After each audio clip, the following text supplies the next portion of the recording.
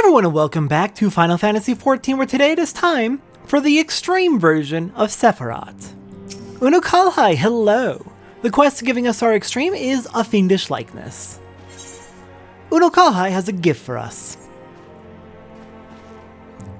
I have something for you, Warrior of Light. During our expedition to banish Sephirot, I came across a certain relic, and I believe it would be put to best use in your hands.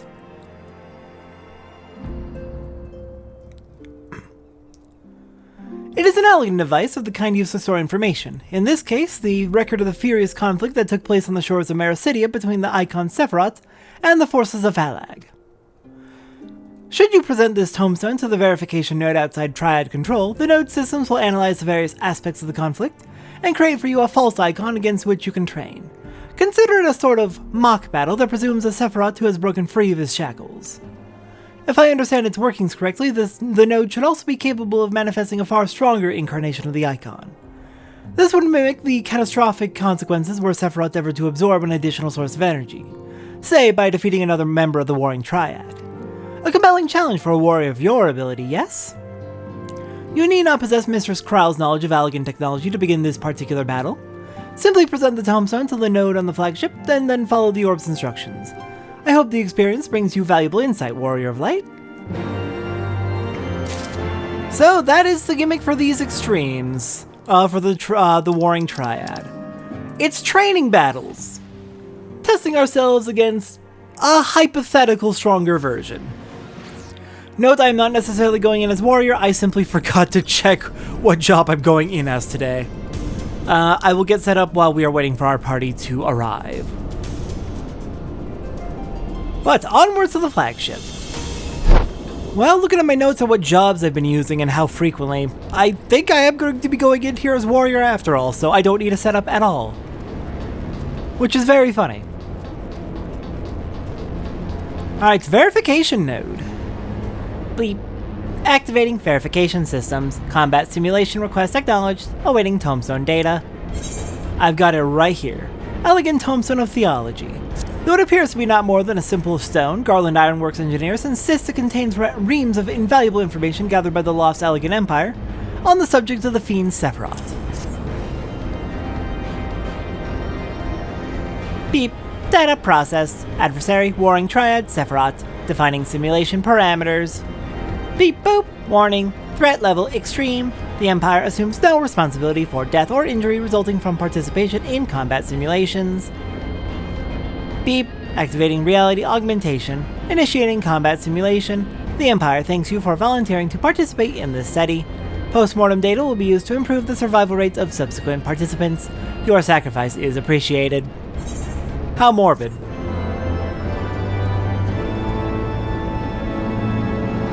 Alright, let's go over duty info and then get our party together. Containment Bay S1T7 Extreme. Preserved upon the elegant tombstone we received from Unukalhai was an extraordinary history. A detailed record of the battles fought between the icon Sephirot and the armies of Valag. After feeding the account of this epic conflict into Azasla's verification systems, we have succeeded in activating what the node describes as a combat simulation. Can the enigmatic technology of the ancient empire truly manifest an enhanced simulacrum of the formidable fiend? Can this artificial incarnation truly surpass the threat posed by the original Sephirot? There is but one way to know for certain. Alright. We're gonna get everyone together. Minimum item level of 205, which we are well above. We've got everything is 205 or higher. Actually, everything is 210 or higher. I'll be back soon. And we'll take on Sephirot Extreme. Alright, we are back with most of our party. We have two more still logging in, and one who's not in voice call yet, but will be here soon. Say hello, everybody. It's hello. hot. Oh my god, it's so fucking hot.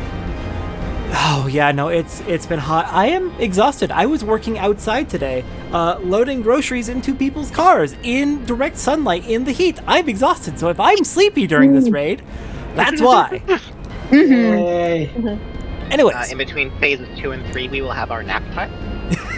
Indeed. Alright, this is our third day of prog in this fight. It is a surprisingly mechanically difficult fight where we do need everyone to be on top of their rolls. If somebody messes up a mechanic, it does tend to cascade into killing everybody else. Not great, but it is... None of the individual mechanics are too difficult. We just need to learn them and be on top of them.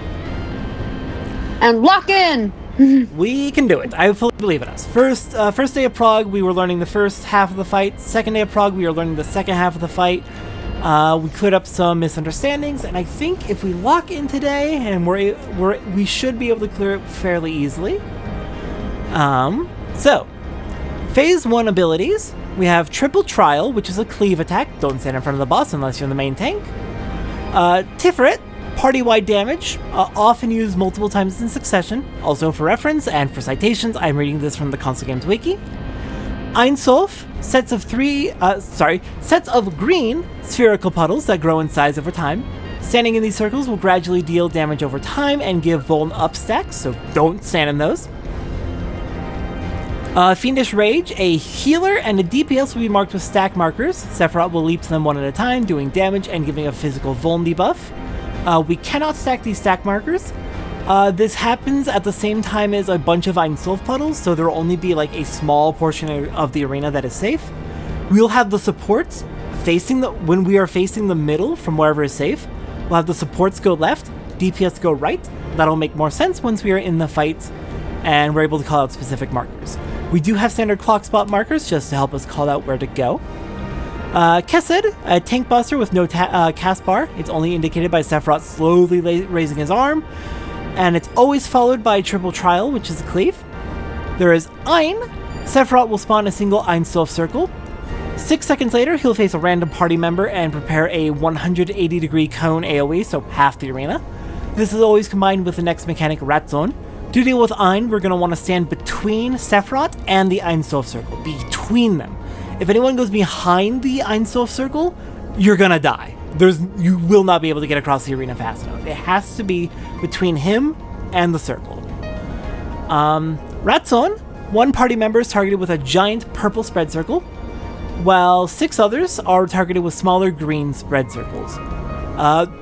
Basically, once we have baited Sephirot to be facing towards the Einsolf circle, we all go behind him and then we spread out. Ideally, we want the giant purple one to go as far towards the edge of the arena as possible, while everyone else spreads out closer to Sephirot. And ideally, like, directly behind. But yes. The important thing is nobody is standing in 2 AoEs at once. Phase 2 is adds. There's going to be 2 sets of Kokmas and 4 sets of Binas. We need the main tank to kill the Kokmas, while the off tank kills the Binas. The faster we kill them all, the better. We have to kill 2 Kokmas and 4 sets of Binas. If we take too long, additional sets will spawn. The reason we are splitting them up like this is Kokma does physical damage and gives magic vuln, while Binas do magical damage. So if one person takes both the Kokma and the Bina, they get the magic vuln from the Kokmas and then magic damage from the Binas and they die. Phase 3 is where we have been progging. It is going to open with Yesod, where the ground will flash yellow. A few seconds later, giant stalagmites will pierce wherever players were standing during the yellow flash, which deals damage and gives a damage down debuff. So whenever you see the arena flash yellow, you need to move and get away from wherever you are currently standing. For the very first Yesod, we'll all be stacked in the middle together, so it'll be easy to get out of there and not get hit. But we do need to be mindful for further Yesods, where it may be harder to have us organized because there's other mechanics happening. And yes, as Severin pointed out, move from where anyone else is standing. You need to go somewhere that nobody was standing during the yellow flash. Next up, Force Field. 4 party members get a debuff, Force Against Magic, which looks like a, correct me if I'm wrong because I'm colorblind, green shield. Force Against Magic increases magic resistance, but decreases physical resistance, so you're weak to physical, strong to magic. The other 4 players receive Force Against Might, which is orange and has 4 smaller diamonds. Which does... You got the descriptions and icons, right? Perfect. Force Against Magic does the opposite. It makes you strong to physical, but weak to magic. You need to look at what your debuff was because it determines You what got the effects backwards. Force Against Might gives you physical resistance, but weak to magic. Yes. I thought that's what it said. I could have sworn you said the opposite. But it's fine. It's fine. It's good to make sure we got that right. But you need to pay attention to which debuff you have because it determines what you do next. I am not kidding. If you mess up, it cascades very quickly into killing the rest of the party. So everyone needs to be on their A game. Thankfully, I don't think this fight is asking too much. We just need to be on top of it. After that, we have Gevra and Kessid. Half the arena will be hit with a green sphere, which does magic damage, and the other half will get hit with an orange sphere, which does physical damage. Because the orange debuff makes you strong to physical, you want to match your orange debuff to the orange sphere, and vice versa, green to green. So just match the color of your debuff to the color of the attack, and you should be safe. If you are in the wrong one, you will die. Next up, Fiendish Whale. 2 towers will appear, one in the east and one in the west. These need to be taken by people with a physical debuff with Force Against Might, so the orange debuff. We will want, just for redundancy, just for safety, we're going to want 2 people to cross the arena to take the tower that's farther from them, and we want the other 2 people to stay where they were to take the nearer tower. Because either Gevra and Kessid will either put the physical players on the east, or it'll put them on the west. If it puts you on the east, there will be an east tower, which 2 people can just take. They're already right there. The other 2 need to cross over to take the west tower. We want 2 people to take the tower on each side, just so we have a bit of redundancy in case somebody messes up or dies. And we should also vocalize when we're crossing too, because we don't want all 4 of us to cross and then just kind of end up where we started. Yes, pay attention to what the other physical players are doing, and also vocalize if you are crossing so we know which 2 are going to be crossing. Next up is Da'at. There are 2 variants of Da'at. One is tethered and one is non-tethered. The tethered version we'll see first. This happens when the debuffs are still up. 4 transferable tethers will be attached to people with Force Against Might, the orange debuff. At the same time, there will be 5 Ein Sof circles, which is very frustrating. 6 seconds later, each of the players with tether will get hit with magic damage, and if you have the tether and you also are weak to magic, you will die. So what we need to do for that is all the people with Force Against Might need to be standing not in the front. They need to be standing in whatever safe spot is not at the front of the arena. That's either going to be the very, very west and east edges, or it's going to be way in the back. Meanwhile, all the players with Force Against Magic, the green debuff, need to be standing right up in Sephirot's face, right in his face. Because that'll put us in a good position to grab the tethers. And then what we need to do is assume we don't have the tethers, because tethers are glitchy and janky. What we need to do is keep wiggling around until we are absolutely 100% sure that we have all 4 tethers. And if we don't do that, we're going to kill someone. That happened last time. We had a very good run that was ruined by tether got missed because the game was a little bit janky. And people thought they had tethers, but the tethers got transferred between people with the magic buff. So, it was nobody's fault. It's just a janky mechanic. Tethers are just janky. The other version of Da'at, when no debuffs are present, it's just heavy area of effect damage to random party members, starting with a tank buster on the main tank. Just spread out for that. Earthshaker, a healer and a DPS are marked with proximity tethers that also function as spread lines. The tethers will change from arrows into purple lines once you are far enough away from Sephirot to be safe. What we're going to do for that is the healer is going to go on the west side of the arena, the DPS is going to go on the east side of the arena, and they're going to go as far away from Sephirot as quickly as they can. If you are too slow, it's a very fast mechanic, you're gonna die. Meanwhile, everyone else needs to stack roughly in front of Sephirot, maybe a little bit back to give some space for those line AoEs from the tethers, and that should deal with it. Alright, almost done. 4 more mechanics. Pillar of Mercy creates a series of knockbacks from the north side, then the west side, and then the east side. The order might vary, but the guide says from north, then west, then east. We will want to be knocked back from the north, to the west, and then from the west to the east. That is arena relative, not knockback relative. So from the north one, we would be knockback southwest. So we are near the western one, if that makes sense. And then from the western one, we want to be knockback east. So we are near the eastern one, if that makes sense. Next up is Malkuth.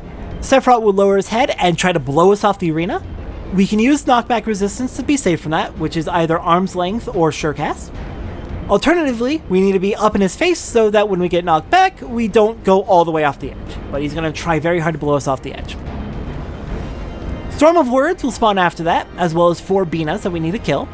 Storm of Words is a small windstorm at the south side of the platform. It starts slowly casting Revelation, which, if it goes off, will knock everybody off the platform. We want to kill that Storm of Words and the Binas as quickly as we can. And then we have the final mechanic in his rotation, Pillar of Severity. He will drop his arms on the west side of the platform and try to sweep us off. He'll just drag his arm across to try and push us off. If the Storm of Words is dead, its corpse will leave behind a little puddle of wind, which, if we're standing in it, when he starts to sweep his hand across, will throw us up in the air, over his arm, letting us land safely back on the platform to continue killing him as he goes into the next round of his rotation. He'll just repeat his mechanics for phase 3 after that. Alright. Are there any questions before we hop in? Not for me. I do need to get people in party. Let's see if everyone has logged in. I am seeing people have logged in. I figured you did. I was just busy explaining and forgot to check that. Alright. Which way are we saying that healers go during Earthshaker? Healers will go west, DPS will go east. Okay. Same basic directive as in the first phase. Yeah, as the stacks in the first phase. To double check for ads, am I taking the bigger ones or smaller ones? You are taking the smaller ones because you are off tank. The smaller ones are the Binas. Alright, double checking rolls real quick. We have 2 tanks, we have 2 healers, we have a ranged, a melee, a caster, and a melee. Perfect! That is perfect party comp. Wait, we don't need unrestricted party because we have a full party. Alright, best of luck everyone. We got this.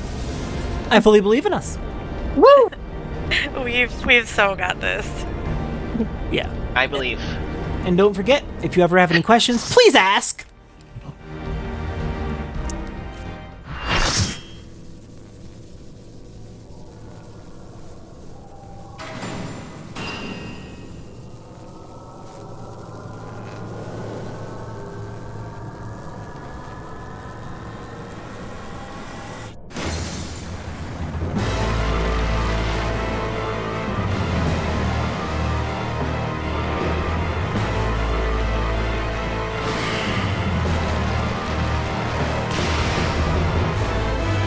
Real quick, can somebody set up the markers?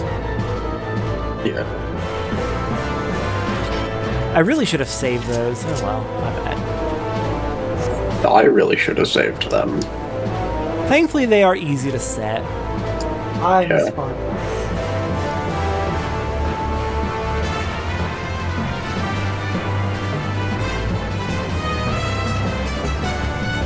And as a reminder, these markers are directions, they are not necessarily specific locations. Yeah, I don't think there's like basically nothing that actually cares about the specific positions and that these are at. The directions are being able to call directions easily and to see them easily is too important to not. Alright, also don't forget to take your food buff. Oh shit, thank you for the reminder. Yeah. Alright, giving a Not required, 15 second countdown so people have time to get their food in. Oh god, I'm almost out of food. Honestly, anything that gives vitality is good enough. I mean, yeah, but...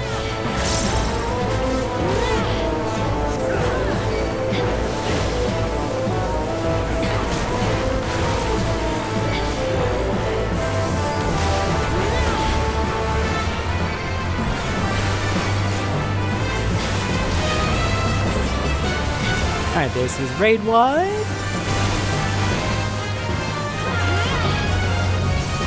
Alright, the Einsolves are coming out. Alpha. Supports to 1, DPS to 4. Supports to 1, DPS to 4.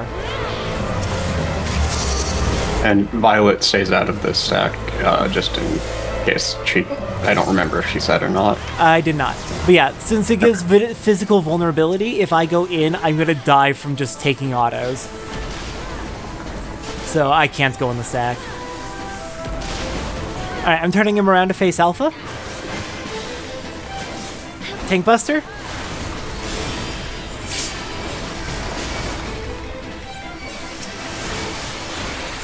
I ran the wrong direction.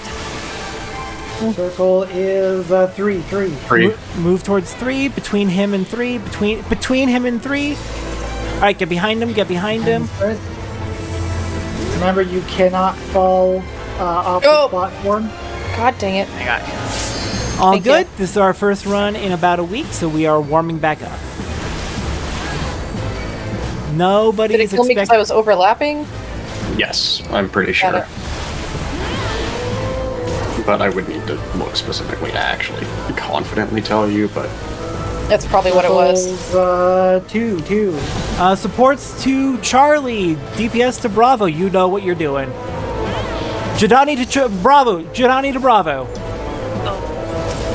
Oh, okay. Johnny Bravo. That works. I'm glad he reassigned to Sever. I guess it technically does work. Alright.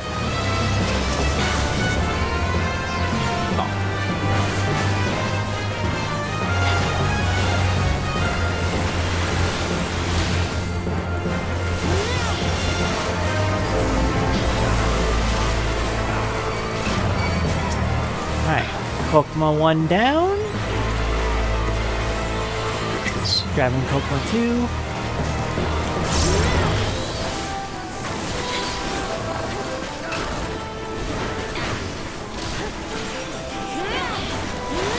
Which of course leads to the question, do people prefer Pepsis or Kokma? I mean, Kokma is participating in genocide, so Pepsis. Yeah, Pepsis. And I'm not going to elaborate further so I don't get in trouble with the internet, even though I'm right. I think most of the internet would agree with me. I still don't want to get yelled at for it. You alright. It's also a pretty useful skill for Sage, so... Guess who forgot to close her file browser and almost started dropping frames just now? Oh no. I caught it in time. But seeing it drop from 6 milliseconds per frame to 2 is very delightful. Instant death debuff. My file browser Alright, has stack been together, locked up stack for the together, last stack 3 together. hours. Stay. And Stay. Stay. Move. Now. Yeah, that's the yellow flash. Always keep an eye out for that yellow flash on the ground. Alright. You got a debuff coming soon. Check your debuff. Debuff's up now. Match color. Cleverly. Alright, Okay, I'm gonna cross we'll have one. yeah, healers crossed.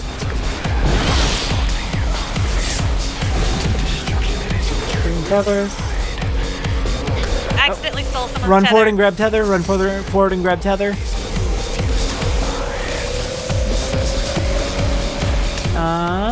Oh, healer's down. I was barely clipped. The magics were not up front for the most part. I want to double check, debrief what happened there. What happened there is I forgot about the knockback and tried to jog greedy with the res.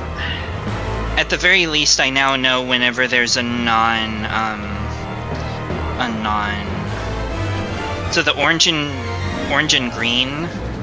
Every time we don't have the buffs, it seems like our best bet is to always run towards the boss, because it happens twice.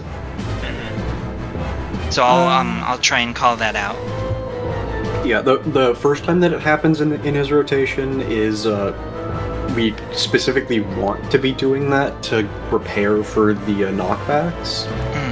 The second time it doesn't matter quite as much. It kind of does, because he does the wind blow. Okay. which is also a knockback. Okay, so after the wind blow. You're right, he does. So after the wind blow, there are 2 Binas. And there's also the 2 towers. Tanks, you will take the Bina closest to your tower and you will fight them at your tower. So I'll take left Bina to left tower, you take right Bina to right tower. Everyone else, once the knockback is done, needs to be focusing on the Storm of Words and trying to kill that as fast as possible. Once the tank towers are done, the tanks will join you on the Storm of Words and we'll switch to AoEs to kill the Binas as well. There will also be a floor spikes as well during that. Yes. So we might, you and I, Violet, we might have to not go in the tower immediately because we might need to bait the spikes out of tower. Yes, we can probably stand closer to middle, and then once it flashes, go into a tower. Guide says that the tower hits before you need to move for spikes. Okay, that's good to know. Okay. All right, there's a lot happening there, but I think we've got this. We've got a few more poles in us. At the very least, for tower, I could like stand on one edge of it and then move to the other if I need to. Yeah. But you should be able to just stand in the tower and then after it hits, move out. Yes. Okay. We'll workshop it as we go. I'll take a look at how it appears when I can see it again. Today's one of those days where I'm just not doing gender with my voice. Oh, I'm exactly the same. Gender, I hardly know her. Circles. 3. Supports 3. to Delta. DPS to Charlie. DPS to Charlie. Boogie woogie.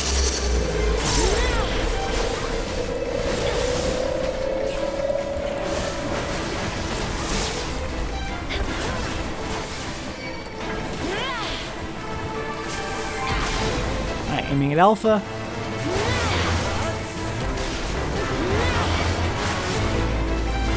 Tank Buster.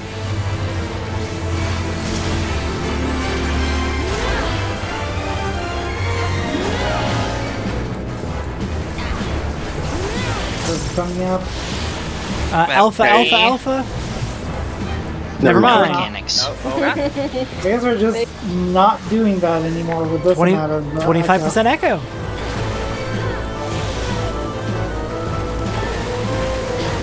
I don't know why or what I'm even thinking of, Violet, but for some reason you saying 25% echo. Oh, I know what I'm thinking of. It's entirely unrelated. Is it something about 20% cooler? No, well, that is what I thought I was thinking, but I was like, no, that's not in my consciousness. But Butler, 8 legs! Oh my god. If you know, you know. I know. Love you. Yeah, so I've been working on a melody of all 100 Pokemon Town themes. What? Oh, my God. because it's a reference. It's a reference to earlier in the comic. Yeah, that's from the same all the thing. center standby mids. My favorite song, "Stand by Mitts." Alright, lock in, voice chat should be for callouts now.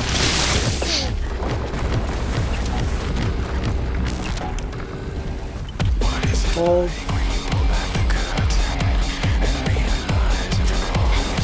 Move.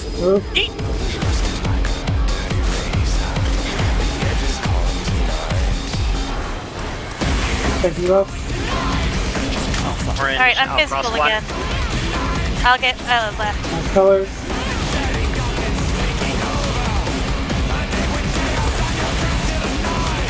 Orange powers. I'll take left. Oh, Green tethers. Tether's Tether's good. good. Yay, tethers. We want to be like right up front for tethers, just to be out of the puddles. It's real tight, but Orange it's powers. Towers. Match colors. Match color, and then I think we're gonna have Earthshakers soon. You ready for baits? Stretchers. Baits, and move. Spreads. Spread. Not. Oh, jeez.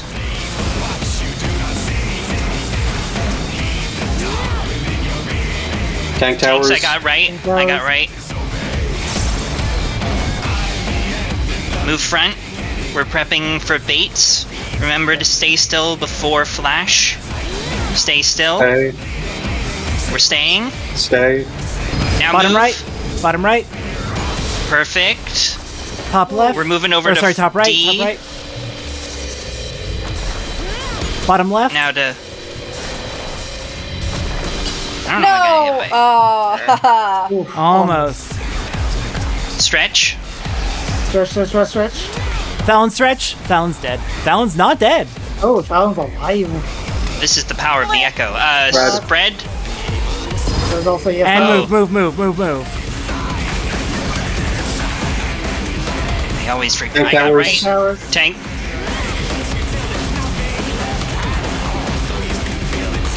Raid wide, everyone move front. Knockback incoming. And then get ready for Knock back Beanas. front. Alright, I'll take I will left. take right. Tank towers. We each take 2 Beanas. 2 Beanas.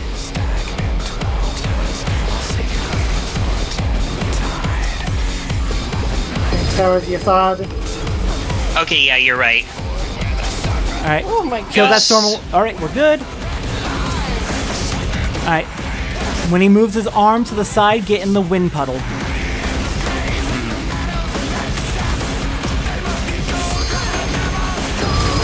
Move. Move. Another raid wide.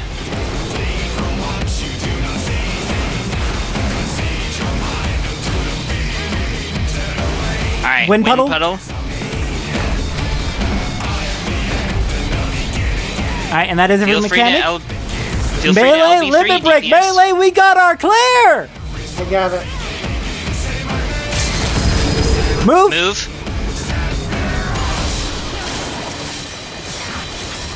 Fuck yes! Oh my god. Good work, everyone! Holy Oh look, shit. we got a bird.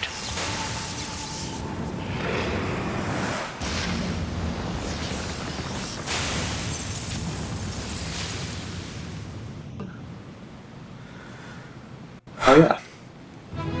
Yay. Okay, very, very, very good work, everyone.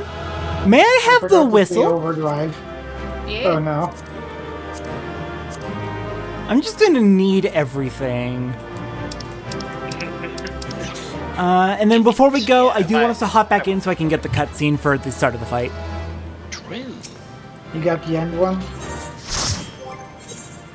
Looks like I got the mounts. I'll pop that into my inventory at the end of the video. Alright, that is the end! We did it! Had to go back in to recapture a cutscene because, I forgot to turn back on cutscenes after, 3 weeks of prog. Oops, my bad. But yeah, go ahead and say bye, everyone! Thank you so much for all your hard work, you did fantastic! Bye. Bye, everyone! Did the thing. Alright, I'm We're gonna go gonna ahead and do hop it out a again. voice call. I may ask for 1 or 2 of you to help me with the project in a few minutes, but I want to finish up the video real quick. That bastard, Yeah, evil no old problem. fucker, man. Yeah, I'll be back. I'll be back shortly for y'all. Thank you so much, and if you're heading out, have a wonderful night. All right, awesome. I'm very happy with that. Didn't get the card, the triple triad card. I don't think. Yeah, I don't see it. That's fine. I'll grind it out eventually once we get the fucking Thornton card. All right, our mount for Sephirot, the Warring Lantern. These birds are enveloped in an aura radiating a majesty that belies the savage nature of their master.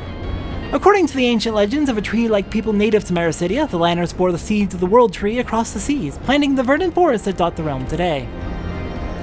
The trunk of the World Tree, or the bull, offers protection to the weak, defending them from harm. From Mace. I believe that's from the Astrologian quest. Alright, that's Sephirot Extreme. Oh, thank God. Fun, very, very fun fight, but it does require everyone to be very much on their A game. That was a lot of fun.